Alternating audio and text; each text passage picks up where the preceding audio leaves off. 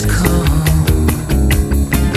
Pretty yellow bird fly away. All right, 6 minutes after 11 o'clock. Thank you for tuning in. Robin, I'm going to age myself or date myself or whatever they say when you reveal that you're not a young person anymore and tell you about the World's Fair of 1964, maybe, I think it was, in New York. Alrighty. I remember going to the World's Fair and learning about the future.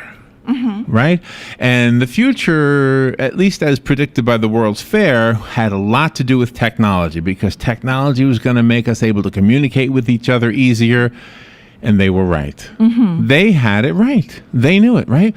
But what they never really saw, and I don't think anybody could have seen this, is that same technology that helped us to communicate quicker is going to help us in so many other ways. And whoever would have known that would actually speed up the response time for paramedics, that it will help us in our health, and it's just one of those amazing things that we're going to learn more about right now and that we are living in the future, at least compared to the 1964 World's Fair. Was it 64 or 62? Somebody's going to correct me if I have the date wrong. But anyway, Dale Hemstalk is on the phone. He's a United States Air Force veteran. He's a career firefighter paramedic. He's a teacher, obviously, a paramedic preceptor, which I guess he can explain when we get him on the air. He's a field training officer, a software developer of Forte Holdings. Is that right, Robin? And he's going to tell us how technology is speeding up paramedic response times and how it actually is helping to save lives, maybe even could save your own. And that's all I need to say before I say good morning, Dale Hemstalk. Good morning, Dale. Good morning, Larry. Good morning, Robin. How are you? Good. Where are you? Good. I'm in California. Oh, just wow. outside of Sacramento in El Dorado Hills. All right. Well, thank you for getting up early to be with us today. How long have you been, let's see, how many years have you been working as a lifesaver? I'll just I'll group everything you've done and try to pin a date on you. How far back do you go? Certainly. I started in the Air Force in 1991, and I was a medical services technician in the Air Force. So that's kind of where I got my start. I got my start in emergency medicine and became a paramedic. And it's kind of funny. I actually joined the Air Force to be a firefighter, and I couldn't do it because I was colorblind. So I decided to go be a medic instead. And then once I got out of the Air Force, I realized I still could be a firefighter, even though I was colorblind. So I wanted to do both. So here I am. Okay. And well, that's far enough back. 91 is far enough back for my question. I kind of wanted to know how far you went because of this. The fact that you've done it for a long time means that you've seen the changes. And I'm curious if back then, like if you could somehow catapult yourself back in time, would you see that the firefighters back then, the paramedics back then, I hate to use the word handicap, but were, for lack of a better word, they were handicapped compared to the paramedics and firefighters of today? Absolutely. The fire service and, the EMS industry, there's no difference in them as far as technology, so they're taking advantage of technology just like every other industry. We started doing electronic patient care reporting way back when computers were first invented. That was on the old MS-DOS, computers, big giant computers, where it's just a black screen and white writing, and that was it. I remember that. So that was just, those are electronic medical records. And, since the early 1990s, we started doing electronic patient care reporting, and that's called EPCR. That's what paramedics and EMTs use in the field. And that's kind of where the technology is really advanced the most in EMS, in my opinion. So you're old enough and young enough that what we're talking about today makes sense. You're old enough to see the need, and young enough to understand how software is developed. And in fact, that's what you do, right? You develop software. Definitely, yeah, I do. I've been a paramedic, for obviously a long time, and I was approached by one of our volunteer firefighters who happened to be a CEO of a software company, and he brought me on as an industry expert, if you will, to help him design a product to help improve the industry. So that's how I got involved there. And I've always been a technology geek, I can call myself, I guess, I've always loved technology, but for the past 3.5, 4 years is when I really got involved in the software side. So somebody saw a need. What did they see? Basically, there's been a lot of electronic patient care reporting products out in the field for quite some time, but a lot of them tend to be kind of cumbersome and that kind of thing. So we wanted to try to make a new modern product that was a little more current with the times. A lot of the technology out there is, believe it or not, even though there's new technology, is already becoming dated. Software generally, once you create a product, it's only good for about 3 years until you improve it. We wanted to take advantage of new technology. So what we did is we developed a product for the iPad. It's called IPCR, and it's a electronic patient care reporting that reports on an iPad. It's super exciting. It's new. It's fun. It's sexy. People enjoy using it. They already know how to use it. They know how to use iPads and phones and everything. So it's, to stay modern, that's what we decided to do, and we were the first product to ever be on an iPad. Let me compare the human body to an automobile just for a second. The OnStar service, I think, if I understand this right, can tell like let's say I call OnStar and I say, I don't know what happened. My car just stalled. I'm on the side of I-75. Can you send a tow truck? So, from the way I understand it, the technology for the car, is that person in that place, wherever they are, for OnStar, looks at their computer and says, "Oh, it looks like your fuel line broke." Like they know what's wrong with your car. It looks like your ignition is failing. Yeah, we'll send somebody out. Right. So before the mechanic ever gets there, it's already being diagnosed. So now let's bring it back to the human body. Are we at that place right now? Can the information you send to the paramedics on the way actually help them be prepared for what they're about to come upon? Yeah, well, we're not quite Star Trek yet, where we wave a little magic wand over somebody and diagnose cancer, but you'll develop that soon. That way. Yeah, that's the next product that we're building. Actually, yeah, it gets even better than that. I mean, imagine you're in a car accident and you get in a head-on collision, and you don't have the ability to call 911. Well, those OnStar or those other products, Mercedes has Embrace or something like that, will contact a dispatch center automatically, and it sends data to that dispatch center. There's nothing stopping electronic patient care reporting from grabbing that information and actually making that part of your medical record. So the trauma surgeons and the doctors at the hospital can see the speed of the impact and see the rate of deceleration or any information that they want that OnStar collects. They could automatically import into electronic patient care reporting. Oh, wow. And are the vitals... Really, that's limitless. The vital signs that I guess used to be reported by phone, are they done electronically now too, or in some different way? As far as vital signs for patients? Yeah, like when you show up at somebody's home or maybe an accident, and the vital signs need to be reported to somebody else. Mm-hmm. It used to be that the doc or the paramedic would just take the pulse, take the temperature, do the blood pressure, and actually read it over the phone. Is it done differently and quicker now? Yeah, they would do, even more archaic than that. They would do it over radios, and you would have to try to wait for free airtime, and you would report to the hospital what the patient's vital signs are and all that kind of stuff. Okay. Nowadays, these EPCRs, what they'll do is we integrate with heart monitors and that kind of thing. Mm-hmm. So essentially what a paramedic does is they take the tools that are in an ER and they bring it out to the field and they treat patients through advanced cardiac life support. The same thing that the nurses and doctors do in the hospital, we can do in the field as paramedics. We hook these patients up to heart monitors. We can do EKGs. We can take vital signs, temperatures, oxygen saturations, all that kind of stuff. It is all recorded on the monitor. And that monitor information is exported directly to an EPCR, and now that becomes part of the medical record. Okay. Even better than that is you can take that information and you can send that wirelessly from your iPad directly to the hospital before the patient even gets there. So they can read EKGs and all that stuff. Is each app registered with the individual physicians so they can add information periodically? Definitely. That brings up another point. They say can apps be lifesavers, and they absolutely can. And basically, I could tell you a story. Many years ago, I was called in an ambulance to an ER, and we were called there because there was a woman who was in early labor. I think she was 25 weeks pregnant or something like that, and she was going to have this baby. But she was at a hospital that couldn't handle that kind of infant or anything like that. So they called an ambulance out there with its lights and sirens to come bring this patient to a specialty center where they could handle the infant when it was born. Wow. So we drive out there, and, it's an emergency situation, and I walk into the room, and I recognize the patient. I recognize the patient as a psych patient, and that psych patient, where her problem was psych problems, where she was believing that she was pregnant when she actually wasn't. As a matter of fact, she had a hysterectomy. So we got called out there because the fetus was in distress and all that kind of stuff. And then I looked at the ER and I said, she's not pregnant, right? Oh. They felt very, very embarrassed, and it was just really kind of an awkward situation. But what we have on ours is we have what's called, we call it a frequent flyer program. It's a patient lookup program. Uh-huh. So if you transported a patient before, that information is available to you in your iPad.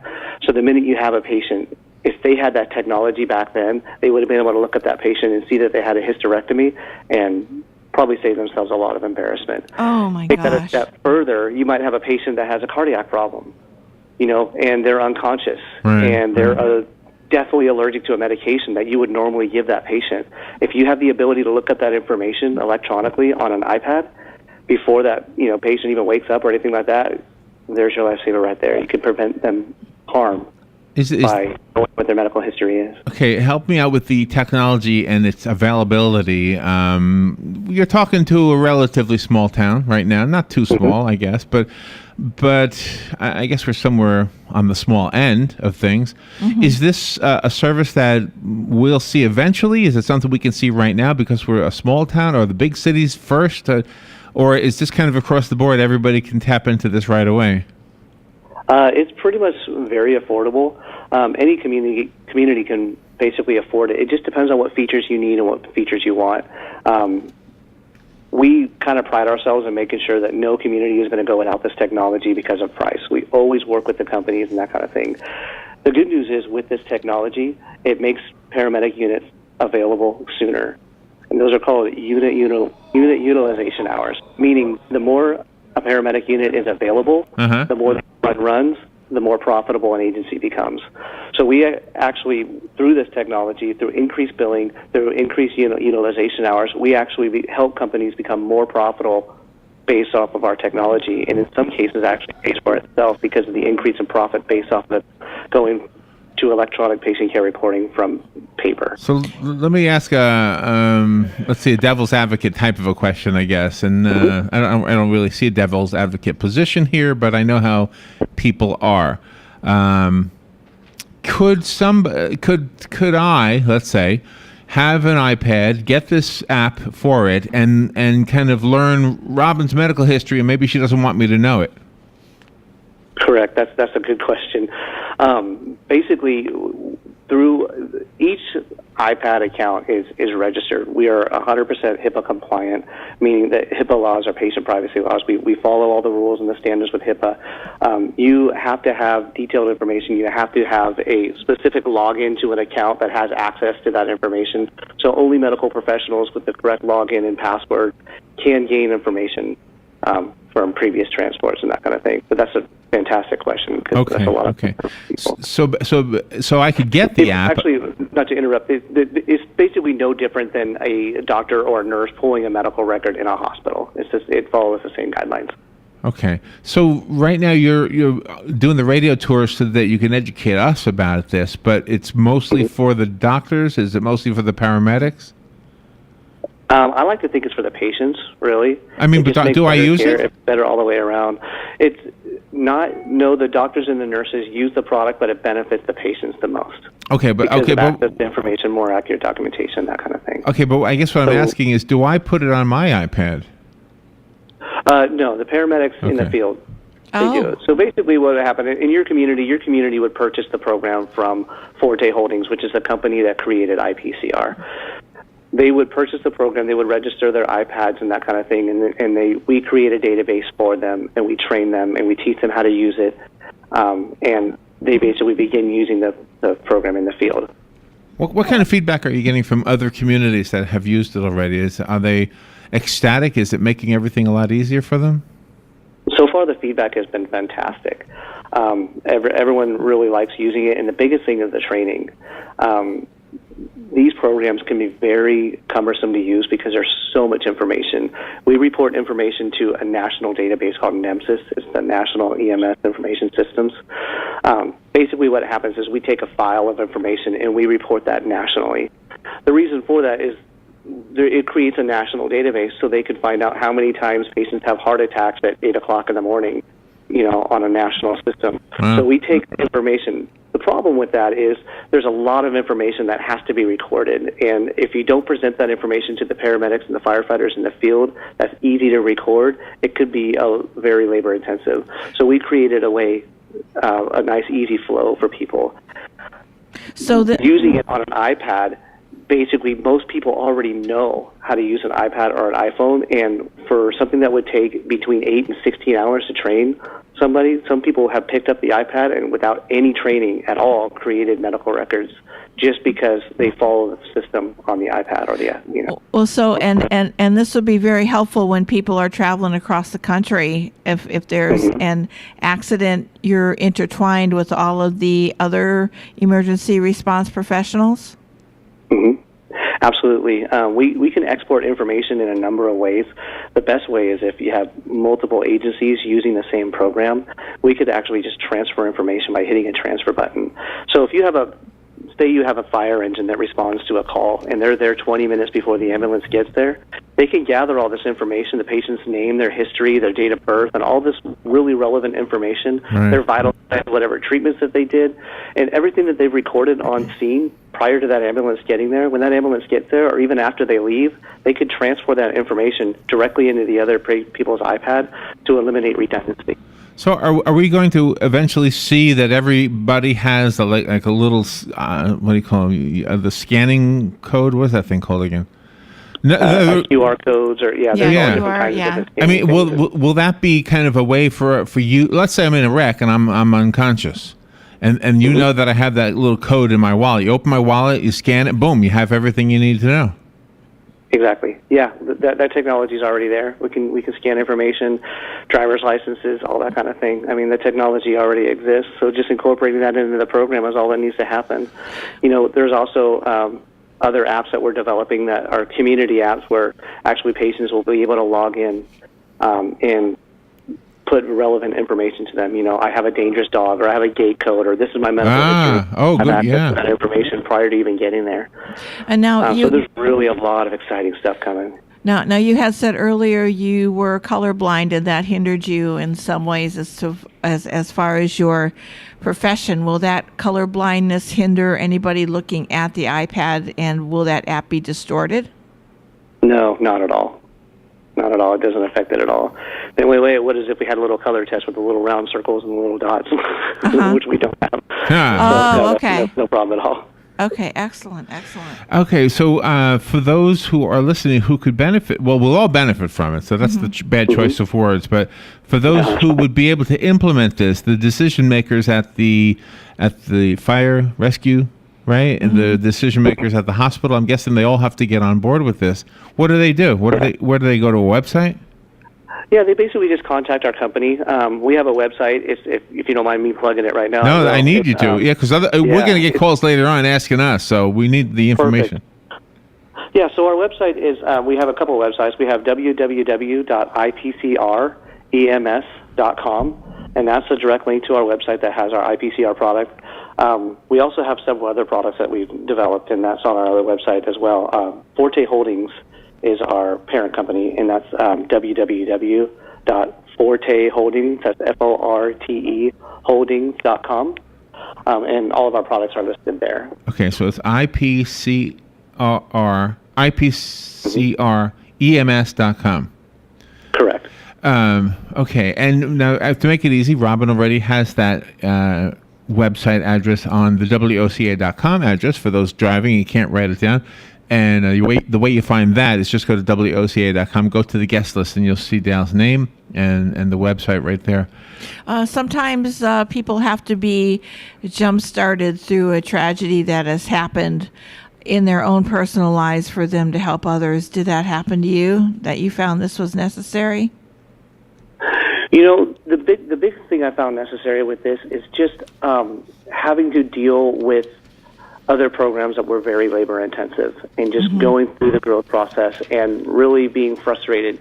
I actually sat on a committee of several different paramedics, and we were looking for products, and to be perfectly honest, we never found one that we really liked, and we were eventually just going to settle on a product, and that's when I got involved in this. And I was like, you know what, he gave me, Dion Nugent, CEO of Forte Holdings, gave me the creative freedom to he just said, what's your dream product?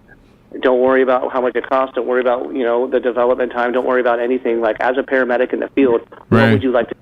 We'll worry about everything else. Wow, that was a great... So having that opportunity to work with these guys at Forte Holdings to help create this product has been probably the biggest motivation I've ever had in my life, and I'm really excited. And it's been, that's a great I've been able to put my love of the fire service and technology and help create this product, and I'm really excited about it. Steve Jobs would have loved you because that's what he was all about, just trying to make the world a better place, and that's what you're doing with this app. I hope so. I hope so. That's our goal, really. Speaking of Steve Jobs, you mentioned iPad. Is it available for the other platforms? It is available. You can use our application online as well. Once you have an account created, they actually interact back and forth. So you could send the information from your iPad to a computer if you want to finish it back at a station. We can review, calls. You can submit them to billing companies. There's all different kinds of things that we have a whole online component to it. It's not just an iPad application. It's really a product. Well, Dale, there's a theme running through your life. You have always, it looks like, just from the scan of your career list here, you've always been dedicated to helping out other people. The Air Force career you had clearly was a time of service, as well as your firefighter, paramedic, teacher, everything you've done. And now software developer helping other people. So good for you. And thank you. I really appreciate that. Thank you. Thank you for doing that. Obviously, making our world better, and we don't even know it. You're one of those guys behind the scenes that we won't know. Our lives may have been saved simply because of something you created. For anybody out there, share this information. IPCR.EMS.com. And the other products that are available, by the way, are they self-explanatory, at least for people in your field? Correct. Yeah. Cairo 8000. Development. Yeah, a lot of people can create applications, on iPads and stuff like that. But really, where the rubber meets the road is with the support, the company support, and the company behind it. This company is fairly new to iPad development. We've only been doing it for about 3 years. So in a sense, that's kind of a startup. But Forte Holdings has been doing software for over 20 years. They have 22,000 clients nationwide. They're number one in their market. Wow. They really know what they're doing. They have a great support system, and so there are other products for chiropractors, medical billing. Okay, so that's the Cairo 8000 product. Correct. And Secure Claims. What is Secure Claims? What does that product do? That's a billing product. Oh, it's a billing product. Okay. Oh, okay. Yeah. All right. So obviously there's more to find on IPCREMS.com. Dale, thank you again for what you've done, and thank you for getting up early out on the West Coast to be with us today here in Ocala. And one city at a time, you're spreading the word, making a huge difference for everybody. I hope so. I really appreciate you guys having me on. Larry and Robin, thank you so much. I really appreciate it. Thank you, Dale. Let's see. We need to take a little break, and we will be right back. Habitat for Humanity of Marion County is a ministry dedicated to improving lives by providing affordable and decent housing. Help them help others by visiting the Habitat for Humanity Ocala home store on Northwest 27th Avenue. To schedule a donation, give them a call, and they'll come and pick it up. For more information, visit habitatocala.org. Habitat for Humanity of Marion County, building homes, building hope, building community. Call me crazy. Some people say insanity is doing the same thing over and over, expecting a different result. I think insanity is 1,000 single-sided full-color business cards for $15, or packing service for 50% off. Call me crazy. Regency Printing on the corner of Northeast 25th Avenue and 24th Street, 789-6683. That's 789-6683. Look for the yellow signs. Here's what you may have missed on the John Tesh Radio Show. Couples who battle sleep apnea, which causes chainsaw-like snoring, have a much higher divorce rate than couples who sleep silently. Strawberries versus blueberries. Blueberries, especially wild ones, have more antioxidant activity that keeps your immune system strong. Rich people are half as likely to go online every day. Instead, they spend that extra hour connecting with others in the real world. Intelligence for your life on the John Tesh Radio Show. Don't miss this stuff. Here are today's headlines from The Source, WOCA.